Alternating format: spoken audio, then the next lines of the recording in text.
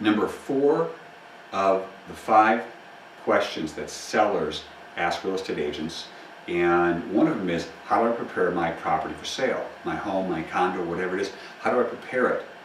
Agents have this generic list that got printed off a website that says, do this and do this and do this. And I was recently coaching an agent who had about a $2 million listing that was coming up, and he was competing in an expired situation.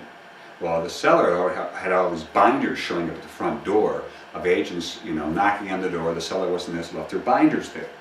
And some of these things, just during the winter, the agents were talking about on this how to prepare your home for sale, were mulch, trimming the bushes, making sure that the yard has been properly raked or properly mowed. So they had a one-size-fits-all suggestion list, which again, agents eliminate themselves based on what they do when they start recommending things or giving their opinion. This is what I would do if I'm preparing your home for sale. I'd make sure there was no pictures on the wall of the family and those kind of things. Well, I'd rather hold back and ask the seller, tell me, before I give you any suggestions, what did you all plan on doing?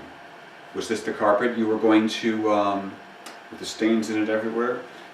Was this the carpet you were going to leave in the property? Oh yeah, we want the buyer to pick out their own replacement. I made the mistake one time of being on a listing interview, and the seller had just bought the house from us. And there was this wallpaper in the kitchen, and it was pretty hideous. Well, I didn't know they bought this house 2 months earlier from us. They decided they wanted to, something happened in their life. They wanted to get to a much bigger home. Something must have good happen. And I had not seen the house. I was not the buyer's agent, but I was a listing agent.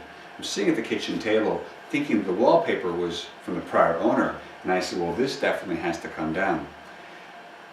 Her husband said, see, I told you so. And she got so mad at him, they started arguing about it. He laughed at her. She got up and left the room because she didn't want to talk. She didn't want to talk about him and remove this wallpaper.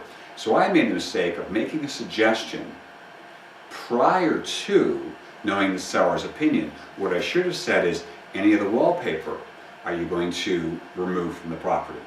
Instead, I said I'd remove this wallpaper. We still got the listing, we sold in a couple weeks, no problem. But I stepped in the way of my own presentation. I created an objection. So when the seller says, what do you think I should do? Find the issues that you know they need to be doing and ask, well, is this the flooring? Is this how you're going to leave the flooring throughout the property? Are all the window treatments that are really dated? Are you going to leave these up, these window treatments? Any plans on the garage or the basement, whatever the case? Are you doing anything? And let them say, well, what do you think? Should we do this? Should we do that? Yeah, I would agree with that. I would agree. What I did is I didn't give my opinion. I just agreed with what they were going to do. Now, if they missed something, I'm going to price it according to the feature that they did not address, or at that point I'll make a recommendation.